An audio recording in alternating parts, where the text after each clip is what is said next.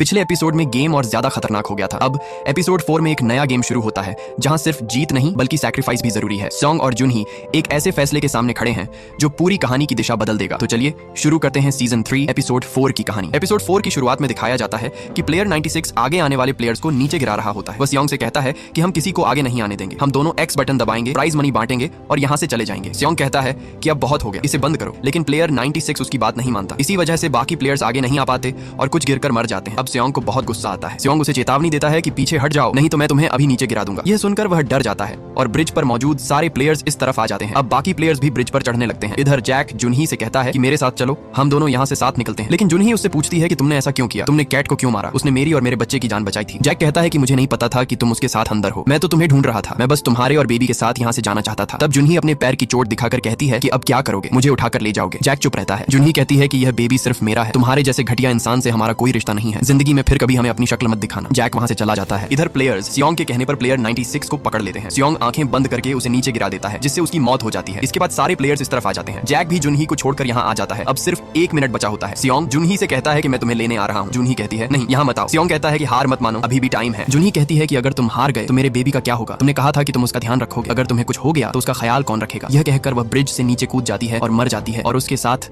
Game खत्म हो जाता है। सियोंग पूरी तरह टूट जाता है। जैक भी रोने लगता है। इधर वीआईपीज और फ्रंटमैन डिसाइड करते हैं कि अगले गेम में बेबी को ही प्लेयर 222 माना जाएगा, यानी अब एक छोटे बच्चे के साथ भी गेम खेला जाएगा। इसके बाद सारे प्लेयर्स वापस हॉल में आते हैं। सियोंग बहुत टूट चुका होता है। गार्ड्स आकर 5th गेम का रिजल्ट बताते हैं। वे कहते हैं कि इस गेम में 16 लोग एलिमिनेट हुए हैं, अब सिर्फ 9 प्लेयर्स बचे हैं और प्राइज मनी 44.7 बिलियन वन हो गई है। अब हर प्लेयर को 4.96 बिलियन वन मिलेंगे। ये सुनकर प्लेयर्स कहते हैं कि हम तो सिर्फ 8 लोग हैं। गार्ड्स बताते हैं कि प्लेयर नंबर 222 भी है। प्लेयर्स कहते हैं कि वह तो मर चुकी है। गार्ड कहता है कि अब वह बेबी ही प्लेयर 222 है। सियोंग को बहुत गुस्सा आता है, लेकिन बाकी प्लेयर्स को यह पसंद नहीं आता। वे कहते हैं कि हमने इतनी मेहनत की है और ये बेबी बिना कुछ किए पैसा ले जाएगी। वे कहते हैं कि उसकी मां मर चुकी है, इसलिए उसे भी मरना चाहिए। वे बेबी को लेने सीईओ की तरफ बढ़ते हैं, लेकिन गार्ड्स उन्हें रोक लेते हैं। गार्ड्स कहते हैं कि अब आपस में लड़ाई नहीं हो सकती। इसके बाद सबको नए कपड़े दिए जाते हैं। इधर बोर्ड पर ऑफिसर हुआंग अपनी टीम के साथ मैप पर आइलैंड ढूंढ रहा होता है। कैप्टन एक जगह मार्क करके कहता है कि आइलैंड यहाँ नहीं हो सकता। हुआंग कहता है कि सुबह होते ही हम दूसरी जगह ढूंढेंगे। इधर दूसरी तरफ वूसुक को पुलिस पकड़ लेती है। ऑफिसर उससे पूछता है कि तुम कैप्टन के घर क्यों गए थे। वूसुक बताता है कि कैप्टन कोई आम आदमी नहीं है, वह एक गैंग का मेंबर है जो लोगों को आइलैंड पर ले जाकर गेम खिलाता है और मार देता है। लेकिन ऑफिसर उसकी बात नहीं मानता और कहता है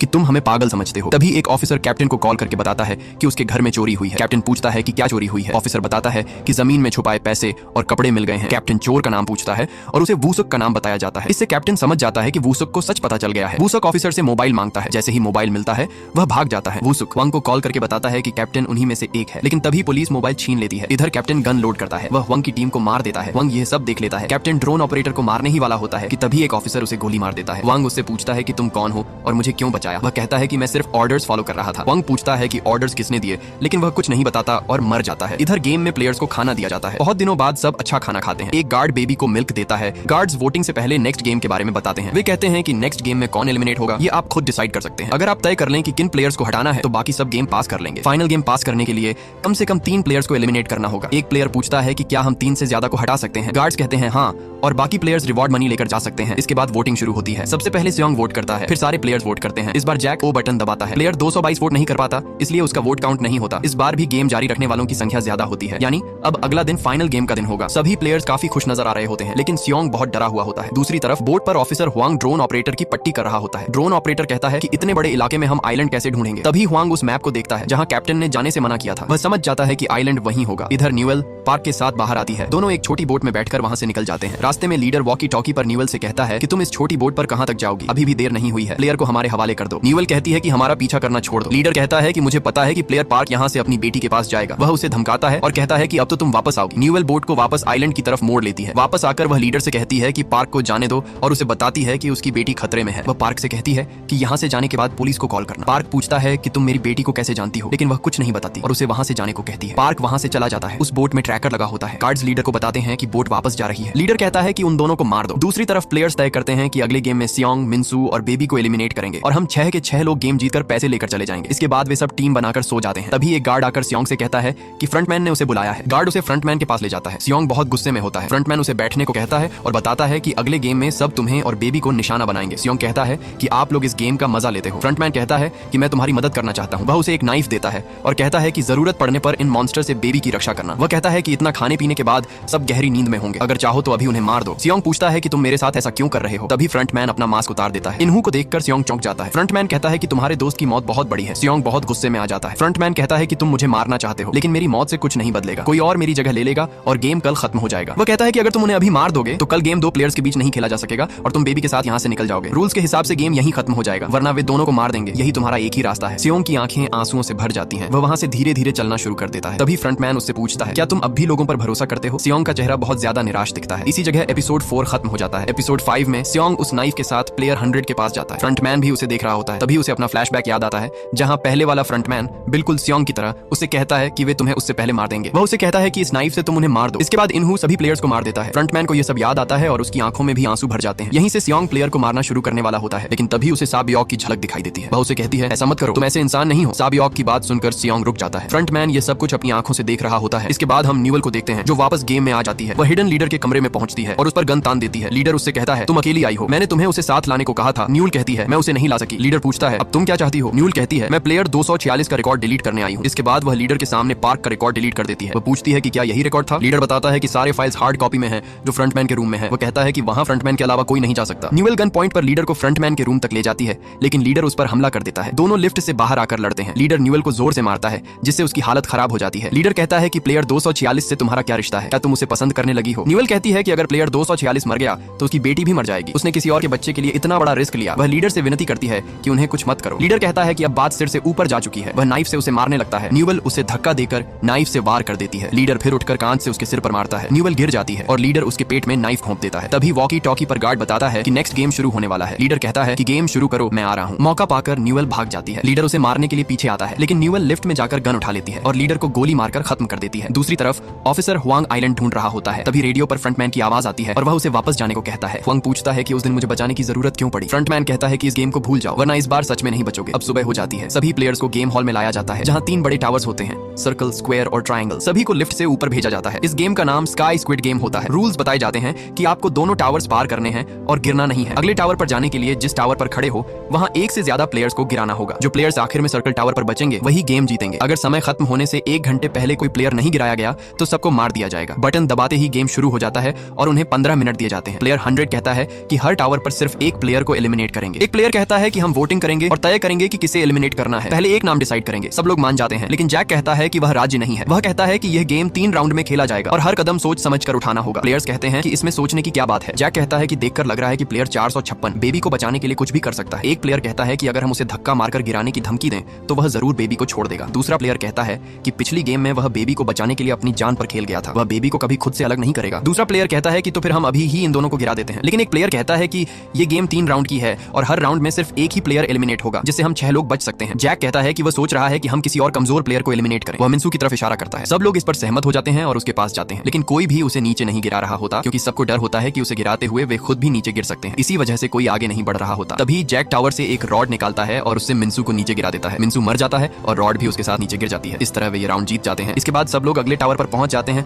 लेकिन अभी बटन नहीं दबाते। जैक कहता है कि पहले हमें बेबी को सियोंग से अलग करना होगा। सब लोग कहते हैं कि अब प्लेयर 222 को एलिमिनेट करेंगे। जैक भी अपनी ही बेटी को मारने के लिए तैयार हो जाता है। सब लोग सियोंग के पास बेबी लेने जाते हैं। एक प्लेयर सियोंग से कहता है कि बस इस बेबी को इस रॉड पर लटका दो, लेकिन सियोंग नहीं मानता। इसी बीच एक प्लेयर बटन दबा देता है और अब उनके पास 15 मिनट होते हैं किसी एक प्लेयर को एलिमिनेट करने के लिए। एक प्लेयर कहता है कि अगर यह बेबी नहीं दे रहा तो दोनों को ही नीचे धक्का दे दो। वह प्लेयर सियोंग को गिराने लगता है, लेकिन सियोंग कहता है कि हिम्मत है तो मुझे गिरा दो, हो सकता है अगले राउंड में यही लोग तुम्हें एलिमिनेट कर दें। तुम मुझे मार रहे हो, लेकिन ये सब तुम्हें मारने की सोच रहे हैं। ये सुनकर वह डर जाता है और पीछे हट जाता है। दूसरा प्लेयर कहता है कि अगर तुमसे नहीं हो रहा तो मैं इन्हें गिरा देता हूँ। वह कहता है कि अगर हमने इन दोनों को गिरा दिया तो अगले राउंड में हम में से किसी एक को एलिमिनेट होना पड़ेगा। बेवकूफ मत बनो। ये सुनकर उस प्लेयर को गुस्सा आ जाता है और वह उससे लड़ने लगता है। तभी जैक कहता है कि उसके पास एक आइडिया है। सब लोग अपनी जैकेट्स उतारते हैं और एक दूसरे के साथ बांध लेते हैं। फिर एक प्लेयर आगे बढ़कर सियोंग से बेबी लेने की कोशिश करता है। सब लोग जोर लगाकर बेबी को खींचने लगते हैं। तभी सियोंग फ्रंटमैन के दिए हुए नाइफ से जैकेट्स काट देता है। इससे सारे प्लेयर्स नीचे गिर जाते हैं। सियोंग उस प्लेयर को नाइफ से पीछे करता है। तभी पीछे से जैक रॉड से उस प्लेयर को नीचे गिरा देता है। दूसरी तरफ हम पार्क को देखते हैं, जो बोट पर वापस जा रहा होता है। तभी पीछे से गार्ड्स आ जाते हैं और उसे रोकने के लिए बोट पर फायरिंग करने लगते हैं। पार्क किसी तरह बचते हुए गन उठाकर उन पर गोली चलाने लगता है। वह एक गार्ड को मार देता है, लेकिन उसकी एमो खत्म हो जाती है। गार्ड्स उसके पास आ जाते हैं और उसे मारने लगते हैं। तभी पीछे से कोई उन गार्ड्स को गोली मार देता है। वह ऑफिसर वांग होता है। इस तरफ जैक सियोंग से कहता है कि मैं तुम्हारे साथ हूँ। दूसरे प्लेयर्स जैक से कहते हैं कि तुमने हमें धोखा दिया है, बेबी को एलिमिनेट करने का प्लान तुम्हारा था। जैक सबको बताता है कि ये बेबी उसका है और वह सिर्फ उसे बचाना चाहता है। वह सियोंग से कहता है कि अगर हम दोनों साथ हो जाएं तो ये सब मिलकर भी हमारा कुछ नहीं बिगाड़ सकते। अगले राउंड में किसे एलिमिनेट करना है यह भी हमारे हाथ में होगा। सियोंग को उसकी बात पर यकीन हो जाता है। तभी दूसरे प्लेयर्स एक प्लेयर को मारने लगते हैं और उसे बुरी तरह पीट देते हैं। वे कहते हैं कि अगले राउंड में इसी को एलिमिनेट करेंगे, लेकिन सियोंग को यह बिल्कुल पसंद नहीं आता। वह कहता है कि हम सब वोट करेंगे बेबी को छोड़कर। ये सुनकर उन्हें बहुत गुस्सा आ जाता है और वे सियोंग को मारने लगते हैं। तभी सियोंग अपना नाइफ उसके पेट में घोंप देता है। एक दूसरा प्लेयर जैक को मारने लगता है। जैक बड़ी मुश्किल से उसे नीचे गिरा देता है। अब टावर पर सिर्फ सियोंग, जैक, बेबी, एक घायल प्लेयर और प्लेयर इन 100 बचते हैं। प्लेयर 100 जैक से कहता है कि अगले राउंड में हम इस घायल प्लेयर को एलिमिनेट करेंगे और सब बच जाएंगे, लेकिन जैक कहता है कि अगर तुम भी मर जाओगे तो हमें ज्यादा पैसे मिलेंगे। वह प्लेयर 100 को नीचे गिरा देता है। तभी समय खत्म हो जाता है। घायल प्लेयर खुद ही नीचे कूद जाता है। जैक बहुत परेशान हो जाता है और सियोंग बहुत डर जाता है। उसे लगता है कि अब जैक बेबी को एलिमिनेट कर देगा। इसी के साथ एपिसोड 5 खत्म हो जाता है। लास्ट एपिसोड में हम ऑफिसर हुआंग को देखते हैं जो पार्क को चेक करता है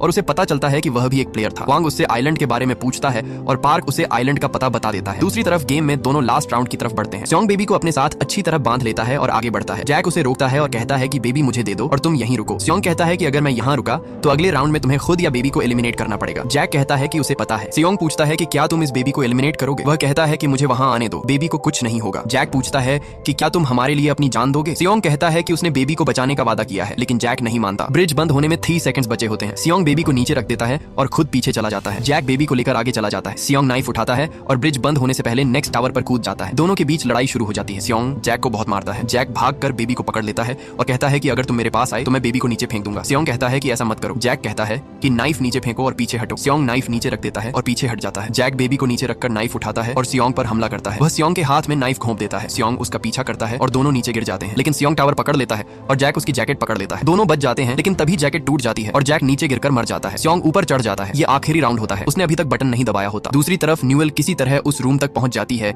जहां सारे प्लेयर्स के रिकॉर्ड्स होते हैं। उसे पार्क की फाइल मिल जाती है। वह उस पर वाइन डालकर आग लगा देती है। उसे गार्ड्स की फाइल्स भी मिलती हैं। फिर उसे अपनी फाइल दिखती है जिसमें उसकी बेटी की जानकारी होती है। यह देखकर वह बहुत भावुक हो जाती है। इधर ऑफिसर हुआंग का दोस्त बोट पर पार्क को लाइन में खड़ा करता है। हुआंग कहता है कि उसने कोस्ट गार्ड्स को कॉल कर दिया है। वह गार्ड्स को मार देता है जिससे रूम अंधेरा हो जाता है। कोस्ट गार्ड्स 2 घंटे में पहुंचने वाले होते हैं। हुआंग डाइविंग सूट पहनकर पानी में कूद जाता है। उसके जाने के बाद कोस्ट गार्ड्स वहां पहुंच जाते हैं। दूसरी तरफ फ्रंटमैन को बताया जाता है कि एक बड़ी प्रॉब्लम हो गई है। फ्रंटमैन को पता चलता है कि कोस्ट गार्ड्स यहां पहुंचने वाले हैं। अब गेम में सियोंग बटन दबाता है। वह बेबी को उठाकर अपने गले से लगा लेता है। उसके बाद वह बेबी को नीचे रख देता है और कहता है कि हम रेस हॉर्सेस नहीं है, हम इंसान हैं। इतना कहकर वह नीचे कूद जाता है और अनाउंस किया जाता है कि प्लेयर 456 एलिमिनेट हो गया है। गेम खत्म हो जाती है। ये देखकर सारे वीआईपीज बहुत ज्यादा शॉक्ड हो जाते हैं। दूसरी तरफ गार्ड फ्रंटमैन को बताता है कि कोस्ट गार्ड्स आइलैंड तक पहुंच रहे हैं। फ्रंटमैन कहता है कि निकलने की तैयारी करो। इसके बाद फ्रंटमैन बॉम्ब बटन दबा देता है और अनाउंस होता है कि 30 मिनट में पूरा गेम एरिया ब्लास्ट हो जाएगा। फ्रंटमैन वहां से चला जाता है। जाते हुए वह सियोंग की डेड बॉडी के पास आता है। उसे देखकर फ्रंटमैन की आंखों में आंसू आ जाते हैं। फिर वह टावर के पास जाकर बेबी को उठा लेता है। उधर ऑफिसर हुआंग हेलीकॉप्टर से आइलैंड की तरफ बढ़ता है और देखता है कि यह जगह ब्लास्ट होने वाली है। वह तेजी से आगे बढ़ता है और उस रूम में पहुंचता है जहां वीआईपीज गेम देख रहे थे। वहां उसे फ्रंटमैन दिखाई देता है। हुआंग ग्लास तोड़ देता है। फ्रंटमैन वहां से जाने लगता है। हुआंग कहता है इनहू तुमने ये सब क्यों किया? लेकिन इनहू चुपचाप वहां से चला जाता है। उधर सारे गार्ड्स एक शिप में बैठकर वहां से निकल जाते हैं जिनमें न्यूएल भी होती है। इसके बाद पूरा गेम एरिया दिखाया जाता है जो प्लेयर्स के खून से भरा हुआ होता है। कैमरा धीरे धीरे सियोंग पर जूम करता है जिसने सबको बचाते बचाते अपनी जान दे दी थी। तभी जोरदार बॉम्ब ब्लास्ट हो जाता है। ऑफिसर हुआंग बाहर निकल चुका होता है और उसकी आंखों के सामने पूरा आइलैंड उड़ जाता है। उसी वक्त कोस्ट गार्ड्स की शिप भी वहां पहुंच जाती है, लेकिन अब उसका कोई फायदा नहीं होता। इसके बाद हमें एक आदमी दिखाई देता है जो सियोंग के घर जाता है जहां गेम से जीते हुए पैसे रखे होते हैं। सीन कट होता है और फिर 6 महीने बाद का सीन दिखाया जाता है। वहां न्यूल दिखाई देती है जिसका स्केच पार्क बना रहा होता है, लेकिन पार्क उसे पहचान नहीं पाता। तभी पार्क की बेटी वहां आती है जो अब पूरी तरह ठीक हो चुकी होती है। ये देखकर न्यूल बहुत खुश होती है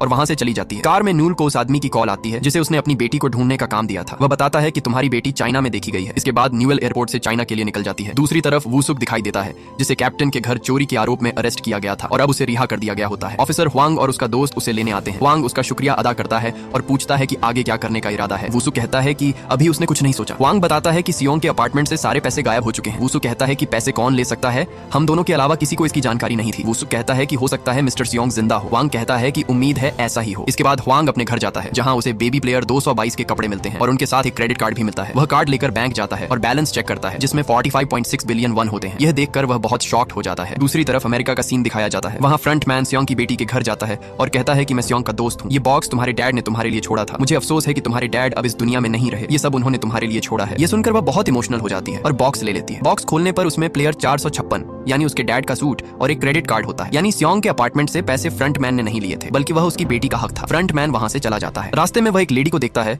जो एक आदमी के साथ दगजी गेम खेल रही होती है। यानी मौत का यह खेल अभी भी खत्म नहीं हुआ है और इसी के साथ ये सीरीज खत्म हो जाती है।